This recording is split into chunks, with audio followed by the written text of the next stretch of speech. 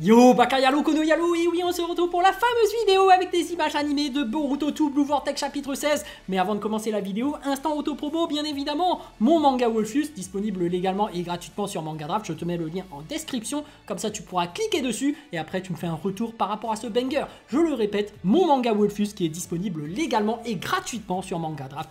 Lien en description. Mais vous êtes là exprès pour regarder le chapitre 16 de Boruto 2 Blue Vortex, alors let's go! Kashin Koji qui est en train d'expliquer à Boruto de l'époque où il avait les cheveux longs. Le ninjutsu d'espace-temps. Il permet un déplacement immédiat quel que soit le sujet. Tout comme l'aptitude à voler, c'est une des aptitudes basiques dont les Otsutsuki sont dotés. Et Kashin Koji et Boruto qui étaient assis dans une forêt. Par le passé, tu as manifesté cette aptitude à plusieurs reprises. Mais à chaque fois, il s'agissait d'accès accidentels non reproductibles qui survenaient dans un contexte limité. Force est de constater que tu ne maîtrises toujours pas cela. Et Kashin Koji qui annonce: toutefois, dans environ 6 ans, tu réussiras à maîtriser ce pouvoir. Et Kashin Koji qui se remémore le Boruto qui est en train d'utiliser la technique. En marquant du métal avec ton propre chakra et en le détectant, tu vas sublimer cela en ninjutsu qui te permettra de te déplacer librement et instantanément en tout lieu. Et Kashin Koji qui conclut: c'est ça la technique du Hiraishin, le vol du dieu de la foudre. Et on peut apercevoir la silhouette de Minato. C'est en souvenir de ton grand-père, en souvenir de la technique favorite du 4e Hokage, Minato Namikaze, que tu l'as nommé ainsi. Kashin Koji qui précise tout de même: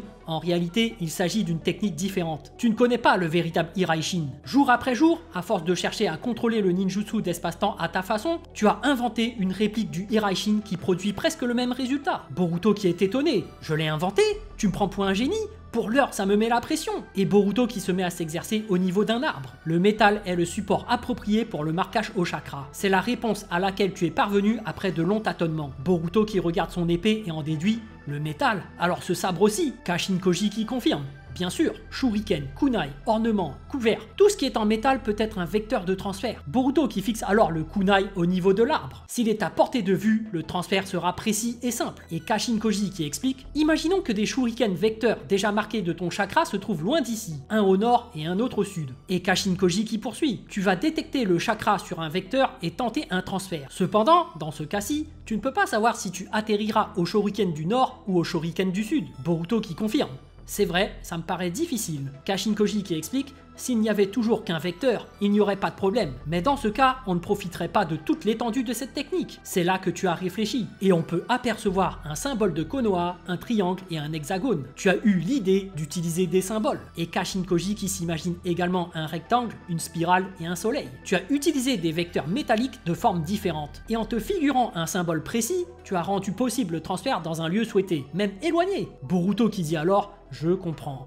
En résumé, pour pouvoir voler loin, je dois préparer des métaux de formes variées spécifiques, c'est ça? Kashin Koji qui confirme: exactement. Toutefois, pour un transfert dans un lieu éloigné, cela nécessite une concentration accrue. Et Boruto qui en déduit: ça signifie que plus il y a de distance, plus c'est compliqué. Je vais devoir sacrément m'entraîner. Kashin Koji qui le prévient: écoute Boruto, le toi actuel a obtenu en quelques minutes la théorie et les connaissances que le toi futur mettra des années à structurer. Et Kashin Koji qui précise: ça reste de la théorie. N'oublie pas qu'une quantité phénoménale sera indispensable jusqu'à ce que tu puisses affirmer avoir acquis le Hiraishin. Et Boruto qui se téléporte au niveau de l'arbre et parvient déjà à appréhender la technique. Il rassure Kashin Koji: inutile de t'inquiéter, je vais me donner à fond, j'ai une montagne de choses à accomplir. Et de retour au repère d'Orochimaru, Boruto qui demande à Kashin Koji: je ne comprends pas. Si tu parviens à voir le bon et le mauvais futur, si tu prévenais ceux du village et les incitais à collaborer, les choses avanceraient forcément dans la bonne direction, non? Et Kashin Koji qui répond: c'est là toute l'ironie. Plus il y a de personnes au courant du futur,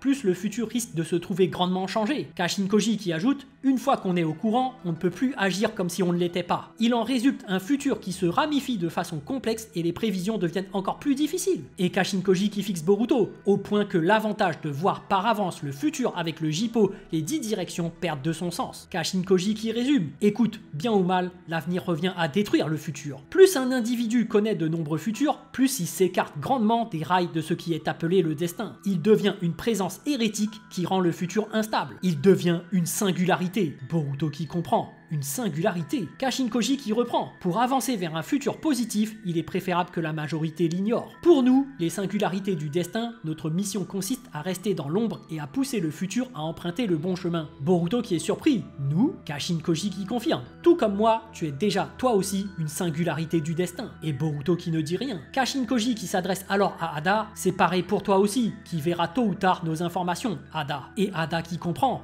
Une singularité du destin. Sumire et Sarada qui étaient venus consulter Ada. Alors Ada, as-tu appris quelque chose? Ada qui leur répond. Si Boruto ne veut pas en dire davantage, c'est bien parce qu'il a ses raisons. Je pense qu'il s'efforce de faire cela pour éviter un danger supplémentaire. Mais Sarada qui est offusqué. C'est peut-être le cas, mais Boruto a tendance à vouloir assumer le fardeau tout seul. Sarada qui insiste. Et Konoha a aussi ses torts. Alors qu'on a manifestement les mêmes adversaires, Konoha ne veut pas cesser de considérer Boruto comme un ennemi. Nous, au moins, on doit lui prêter main forte. Sarada qui interpelle Ada. Dis-moi, où est Boruto en ce moment? Mais Sumire qui l'interpelle. Sarada, Sumire qui lui dit. Je pense que Boruto n'a sûrement pas envie qu'on le sache. Sarada qui est surprise. Hein? Sumire qui explique. Nous deux, on se positionne ouvertement comme des alliés de Boruto, mais on ignore les informations importantes le concernant. Sumire qui précise, et c'est aussi parce qu'on ne sait rien qu'on peut rester libre au village. Sarada qui en reste bouche bée. Délégué, Sumire qui en conclut, c'est pour ça, je pense que ce qu'on doit faire en ce moment, ce n'est pas de poursuivre Boruto. Sarada qui essaie de la convaincre. Mais délégué, tu l'as vu aussi, pas vrai? Boruto aurait très bien pu mourir. Sarada qui est inquiète. Affronter seul des types pareils, c'est complètement insensé. Sumire qui rétorque. Mais ça s'est peut-être passé ainsi à cause de notre présence aussi. Sarada qui n'a plus d'arguments. Mais Sumire qui fixe Sarada du regard et lui dit « Tu pourrais essayer de réfléchir un peu à ce que ressent Boruto, non ?» Sarada qui est surprise. Hein? Et Sumire qui lui demande « Crois-tu qu'il fasse ça par plaisir? Il y a parfois des choses que l'on ne peut pas dire, même si on en a envie. Cette souffrance, l'as-tu déjà prise en considération ?» Sarada qui comprend. Délégué, Sumire qui détourne le regard et baisse la tête. Il ne s'agit pas seulement de Boruto, c'est pareil pour mes sentiments. Et Sumire qui déclare « Tu es pourtant au courant que je suis amoureuse de Boruto ?» Sarada qui ne dit rien. Sumire qui grince des dents. Malgré ça, tu as sauté dans ses bras la première. Et le regard de Sumire qui est rempli de remords. Elle ferme les yeux et vide son sac. Moi, je crois que je comprends tes sentiments, Sarada. Je me dis que c'est normal que tu réagisses ainsi dans ce contexte. Mais, et Sumire qui réouvre les yeux et demande à Sarada, et toi, Sarada, à ce moment-là, quand tu étais devant moi, as-tu réfléchi un instant à ce que je pouvais ressentir? Et Sarada qui la regarde sans rien dire. Ada qui est mal à l'aise. Ça craint, cette ambiance, c'est tellement tendu que je n'ose pas bouger d'un millimètre. Mais Ada qui prend son pied. Mais je kiffe trop, allez, continuez. Sumire qui se met à s'excuser. Pardon, je ne sais pas pourquoi je parle de ça. Sumire qui se reprend elle-même. Ce n'est pourtant pas le moment d'en discuter. Sarada qui ne dit rien, impuissante face à la scène. Sumire qui se décide à se lever et part brusquement. Sarada qui l'interpelle. Attends, délégué! Sumire qui s'arrête net au niveau de l'escalier. Jusqu'à quand vais-je être la déléguée, moi? Sarada qui est sous le choc. Et Sumire qui s'en va sous le regard impuissant de Sarada. Ada qui regarde la scène sans rien dire. Elle reçoit alors un appel par télétransmission. Ada, c'est Shikamaru, je peux te déranger? Pendant ce temps, le daimyo qui s'adresse aux deux doyens lors d'un live YouTube. Dire que vous l'avez laissé filer alors que vous l'aviez capturé. Il ne s'agit que d'un ou deux ninjas déserteurs. Pourquoi vous ne parvenez pas à vous en débarrasser immédiatement? Et les deux doyens qui s'excusent.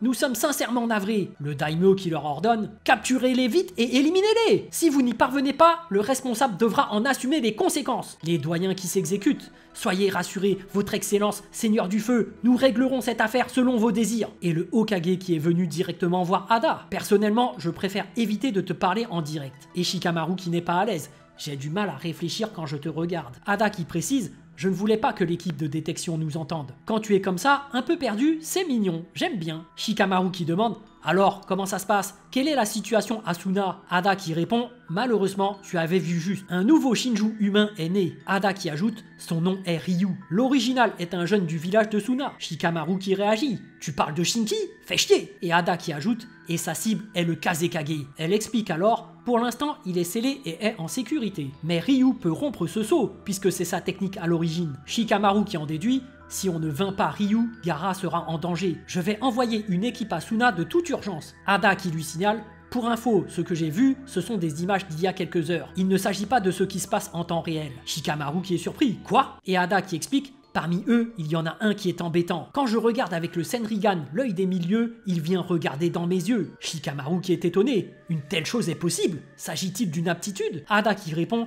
je n'en sais rien. Ça m'a dégoûté. Si j'avais continué à regarder, j'ignore ce qui me serait arrivé. Ada qui conclut: voilà pourquoi je ne veux plus regarder ces types en temps réel. Désolé. Shikamaru qui est compréhensif: j'ai compris. Ne te force pas. Tu peux te contenter sur des faits passés. Quelle que soit l'info, dès que tu as du nouveau, informe-moi. Ça nous aidera. Ada qui se retourne et ajoute: et aussi, à propos de Boruto, elle demande alors: c'est toi qui as organisé tout ça, n'est-ce pas? Tu as utilisé Mitsuki pour aider Boruto à s'échapper. Mais Shikamaru qui fait l'innocent. De quoi tu parles? Ada qui constate: tu fais l'ignorant. Ada qui rassure tout de même Shikamaru: ne t'inquiète pas, je n'irai pas le répéter au type de Konoha. Si ta position est menacée, ça ne m'arrange pas non plus. Elle repense alors aux paroles de Boruto. J'ai juste dit que je n'avais pas l'intention de vous le dire, mais je n'ai pas menti une seule fois. Ada qui déclare: surtout, je ne veux pas que Boruto ait des ennuis. Shikamaru qui la regarde sans rien dire. Ada qui se reprend: ce n'est rien, je parle toute seule. Ada qui résume: Kawaki a accepté de collaborer temporairement avec lui. Alors si vous voulez vous débarrasser des Shinju humains, vous ne devriez pas les entraver. Shikamaru qui demande: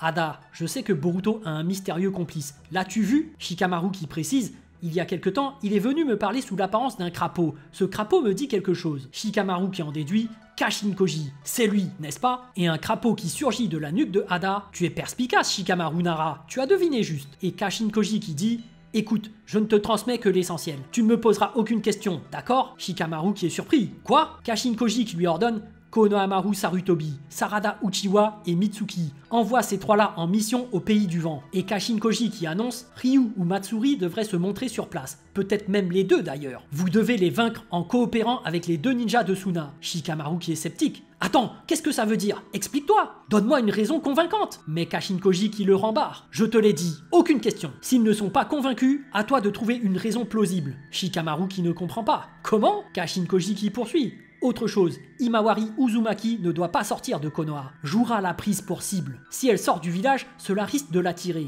Et si cela se produit, elle mourra. Kashin Koji qui ajoute: par chance, Jura a une haute estime de la valeur culturelle de Konoha. Il ne souhaite pas se battre dans le village. Hormis une situation extrême, si Himawari reste à Konoha, on peut se dire qu'elle est en sécurité. Kashin Koji qui souligne: d'ailleurs, si Jura se montre dans une librairie, il faut le traiter comme un client ordinaire. Shikamaru qui est abasourdi: tu parles sérieusement? Kashin Koji qui insiste: oui, je ne plaisante pas. Écoute bien, le plus important c'est de ne pas exciter Jura. Car s'il se décidait de se battre vraiment, dis-toi qu'on n'aurait aucune chance de le vaincre. Et Kashin Koji qui avertit Shikamaru: afin d'éviter de mêler Jura à ça, il faut éliminer ses alliés avec le minimum d'effectifs. Si Jura fait son apparition, déguerpissez au plus vite. Shikamaru qui écoute attentivement. Et le crapaud qui s'en va de l'épaule d'Ada: c'est tout ce que j'ai à dire. Je vous souhaite bonne chance. Shikamaru qui se retourne et l'interpelle: mais hé, attends! Le crapaud qui se retourne et dit: je te suis profondément reconnaissant d'avoir orchestré l'évasion de Boruto. C'est un peu tard, mais je t'en remercie sincèrement. Et Kashin Koji qui fixe Shikamaru du regard: tu n'avais pourtant aucune garantie. Tu as tourné le dos aux règles du village et à tes compatriotes. Et tu as agi en suivant ton propre cœur. Kashin Koji qui poursuit: tu as fait ça pour ce que tu crois être juste. Mais Kashin Koji qui détourne le regard: je ne t'oblige en rien. Pour avancer vers un bon futur, suis ton propre cœur. Et le crapaud qui s'en va. Shikamaru qui sort une clope et la fume en mode blasé.